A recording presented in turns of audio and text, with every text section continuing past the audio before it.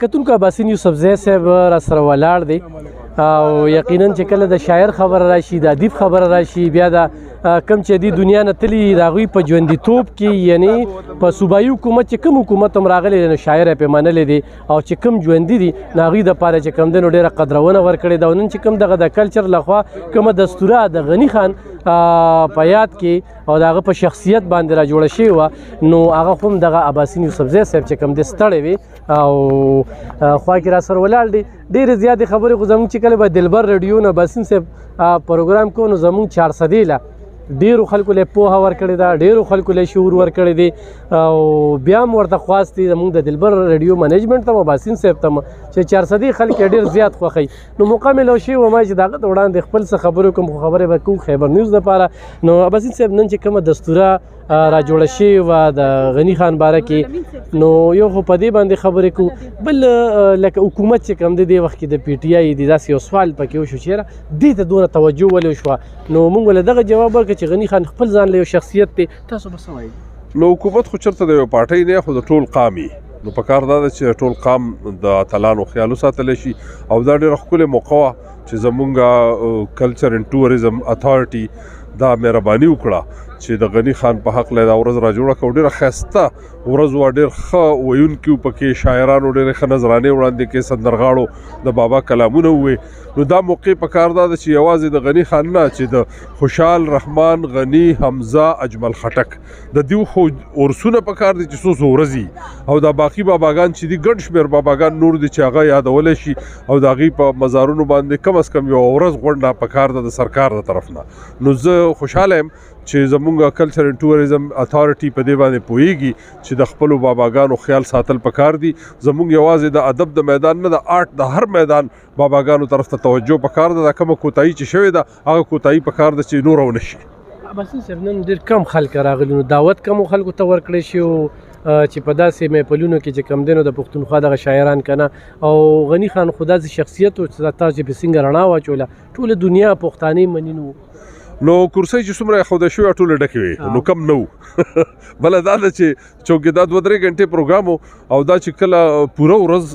کیږي نو بیا پکار ده چې ډېر خلک راشي او دا هم ډېر ښه ډېر غنیمت و ډېر ښایسته انداز کې وشو ډېر پوه خلک راغلي او ډېر ښه اورېدونکي هم ډېر په مینه مینه یې واورېده اوس هم دا دی نه ځي روان نه دي څوک ځي نه هر څوک ولاړ دي او ګوري د غني خان تصویرونو ته ګوري او د غني خان شعرونو ته ګوري نو دا یو خبره ده چې خلکو د غني بابا سره ډېره مینه ده او حکومت چې دی هغه له پکار دي چې د ټولو باباګانو همدغسې ورځې ونمانځي چې دا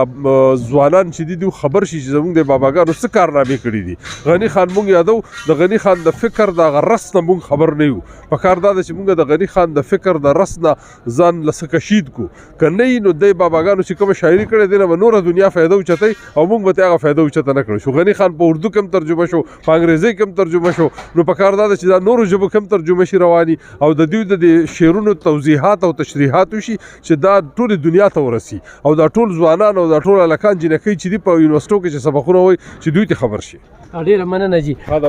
کتونکو عباسین صاحب دی او عباسین دی مو د هغه د وړاندې خبرې کول زموږ شان د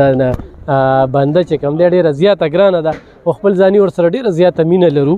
او بل پښتو ادب لی چې کوم دی نو ډېر زیات کار کړی دی ورسره چې کوم دی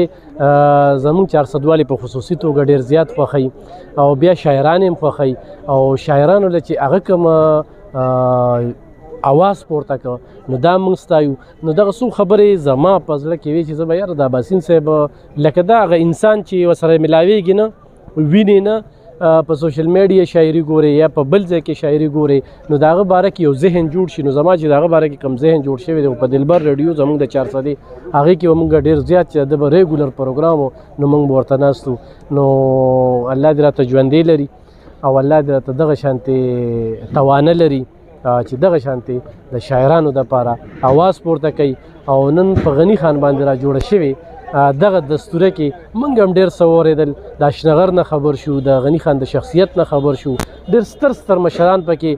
د پښتونخوا د لر او بر نه راغلي د هغوی شاعري هم پکې واورېدله او په غني خان چې کومې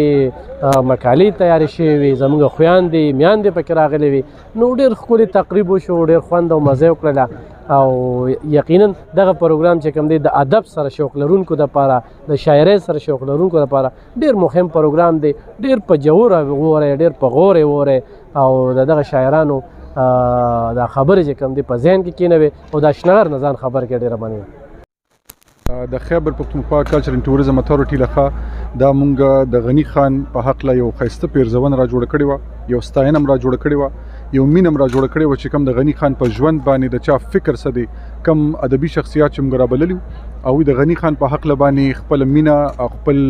سوچ او فکر زموږ سره شیر کو ډېر پکې داسې دي چې هغوی تحقیق کړی د غني خان په ژوند باندې ډېر داسې دي چې هغوی د غني خان سره پاتې شوي دي نو د دې خلکو سوچ او فکر د غني خان په حق له چې څومره دی دا بیا موږ د یو مقالو یو کتاب شایع کوو نننۍ غونډه داسې وه چې په دې کې موږ د خیبر پښتونخوا کلچر اینډ ټوریزم اتھارټي لخوا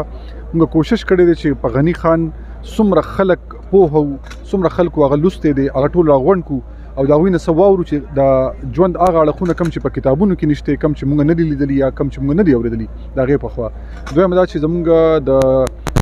سی ټي اے یعنې کلچر اینډ ټوریزم اتھارټي دا اولنی کوشش دی چې په صوبه کې د کلتور او د ټوریزم لپاره داسې مواقع راوړي داسې چې په هغې کې د صوبې ښایست د صوبې د کلتور ښایست نړۍ ته او سپیشلی په پاکستان کې هم وښولی شي چې مونږ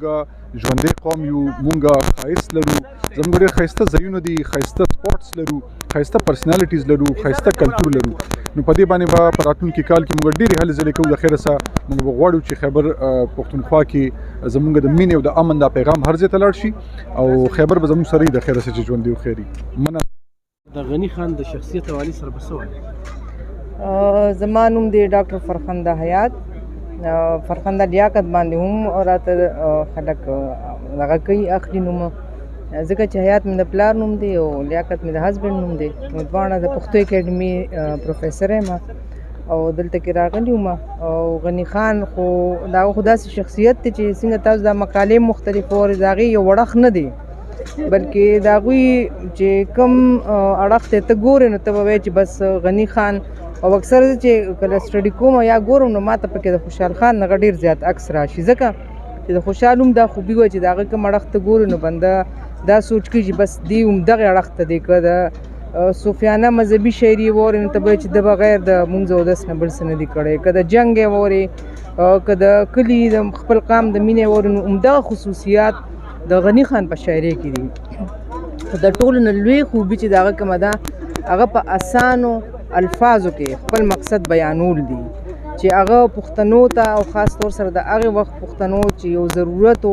د هغوی د قام د هغوی د پښتو د پښتونولۍ کوم پیغام ورکړی دی په خپلو اسانه الفاظو کې په خپلو ښکلي الفاظو کې نو د هغې څه ثاني نشته دی د اشنغر اسانه ژبه کې هغه خپل مقصد بیان کړی دی او څنګه چې تاسو واورېدل د مقالو کې هم خلکو ذکر وکړو یو کس پکې وایي چې د مور نظم یې لیکلی دی او د هغې نه داسې اندازه لګي چې هغه د ډېر